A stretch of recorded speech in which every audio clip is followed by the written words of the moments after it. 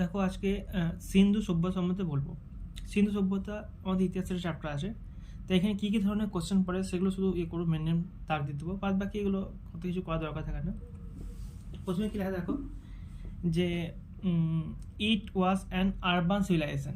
Urban মানে কি হচ্ছে শহুরে সভ্যতা, গ্রামীণ সভ্যতা হয় একটা শহুরে হয়, তাই এটা কি হচ্ছে শহুরে সভ্যতা হচ্ছে ইন্ডাস ভ্যালি সিভিলাইজেশন, সেটা মানে সিন্ধু সভ্যতাটাকে বলেছি।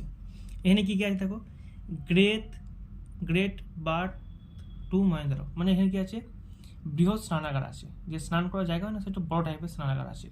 আর দেখো কি আছে এখানকার ড্রেস কি আছে কটন আর উলেন, মানে সুতো আর উল দিয়ে তৈরি হয়েছে এখানকার ড্রেসগুলো, সেগুলো কটন আর উল দিয়ে তৈরি হয়েছে।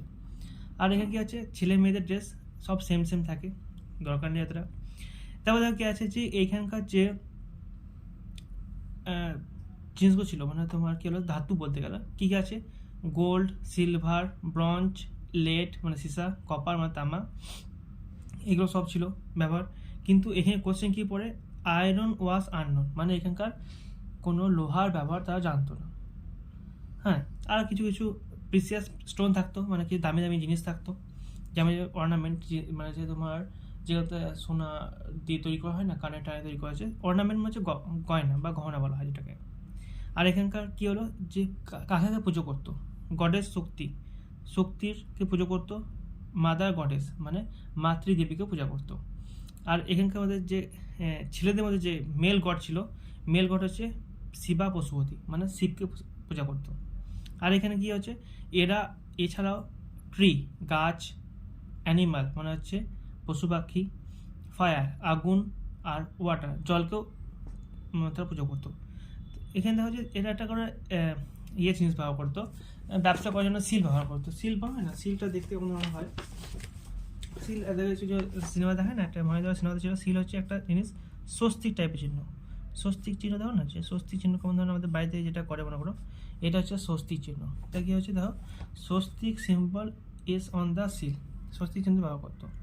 আর এখানে কি ইম্পর্টেন্ট কি সভ্যতা আছে দেখো, হরপ্পা সভ্যতা, মহেন্দ্র, চাহুন্দারো, কালীবঙ্গান, লোথাল, রংপুর আর ধোলাভিরা, সব অনেক তো আছে, সবগুলো করতে হয় না, কিছু জিনিস বাদ দিয়েও করা যেতে পারে।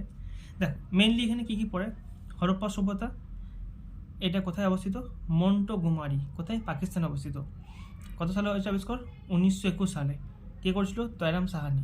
আর অনেক সময় কোশ্চেন দিয়েছে এটা কোন নদীতে অবস্থিত, রাভি নদীতে অবস্থিত। তারপরে দেখো কি যে মহেন্দ্র হচ্ছে কত 1922 সালে করেছিল আবিষ্কার। কে করেছিল, রাখাল দাস ব্যানার্জি। আর কোথায়, লারকানা পাকিস্তান। তাহলে হরপ্পা মহেন্দ্র দুটো হচ্ছে আমাদের পাকিস্তানে অবস্থিত। মানে দেখ আগে কী ছিল, অখণ্ড ভারত ছিল, তো তাই সেখানে পাকিস্তান আফগানিস্তান সব ভারতে পার্ট ছিল, তার জন্য মনে করো ওই সভ্যতাগুলো ওইখানেই মধ্যে চলে গেছে, ভাগের মানে হচ্ছে যখন ভাগ হয়েছে তার আগেকার কথা বলা হয়েছে এখানে। তারপর দেখো চাহুন্দারো হচ্ছে সিন্ধ, পাকিস্তানের একটা পার্ট হচ্ছে সিন্ধ। সিন্ধের এখানে কী আছে, 1931 সালে হয়েছিল, মজুমদার এম.জি. মজুমদার আবিষ্কার করেছিল, মানে এখানকার ডিসকভার করেছে। কালীবঙ্গান কী হয়েছে, হনুমানগঞ্জ, আর এ যে মানে রাজস্থানে আছে এটা। এটা কত সালে হয়েছিল, 1961 সালে বিবি লাল করেছিল। লোথালটা মোস্ট ইম্পর্টেন্ট, কারণে কী হয়েছে, এটা হচ্ছে একটা বন্দর ছিল, মানে পোতাশ্রয় যা বলা হয়। তা কোথায় ছিল, গুজরাটে। কত সালে হয়েছিল, 1954। আর কে করেছিল, এস.আর. রাও। আর দেখো কী আছে তারপরে, রংপুর কোথায় আছে, গুজরাটে। আর কে করেছিল, বিবি লাল, এম.এস. ভাস্তা, এস.আর. রাও, 1931 থেকে 53 পর্যন্ত, বাস। তারপরে দেখো কি আছে, ধোলাভিরা আছে, কচ কোথায় আছে, এই যে গুজরাটে অবস্থিত। রবীন্দ্র সিং বিসাত করেছিল।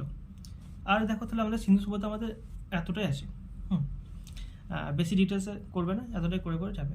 তারপর দেখো হচ্ছে আরিয়ান সিভিলাইজেশন, আর্য সভ্যতা কী হয়েছে, it was an rural civilization. Rural মানে হচ্ছে গ্রামীণ, আর আরবান মানে কি বললাম শহুরে, আর রুরাল মানে হচ্ছে গ্রামীণ। Most of the historian believe Aryan comes in central Asia, মানে যে আমাদের যে গোটা ভারতটা আছে, ভারত, চীন, পাকিস্তান সমস্ত এশিয়ার পার্ট, তো এটা মধ্য এশিয়া থেকে এসছে এই আর্যরা বলা হয়েছে। তারপর কী হচ্ছে, এরা এসছে বলতে 2500 BC, মানে বিফোর ক্রাইস্ট, মানে হচ্ছে যে খ্রিস্ট জন্মের আগে। আর এখানকার যে সবচেয়ে পুরনো বই কে আছে? ঋগ্বেদ। ঋগ্বেদ জানো তো, যে ঋগ্বেদের সবচেয়ে পুরনো বই। আর এখানে কি আছে? 1028টা সূক্ত আছে, শ্লোক আছে, শ্লোক হয় না যে পরীক্ষার জন্য কোশ্চেন দিয়েছে কটা শ্লোক আছে এখানে? আছে এখানে হচ্ছে 1028টা। ঋগ্বেদ ছাড়াও আর কী কী বই ছিল এখানকার?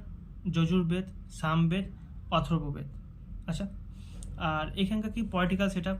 এখানে প্রথমে কি ছিল? সবচেয়ে ছোটো ইউনিট যে কুল, মানে না যে কুল হয়, গ্রাম হয়, টাইপের হয়। তো এখানে কি কি আছে? আর এখানে সভা বলতে গেলে কাউন্সিল, আর সমিতি হচ্ছে অ্যাসেম্বলি। বাস এই কটাই তোমাদের পড়তে হবে।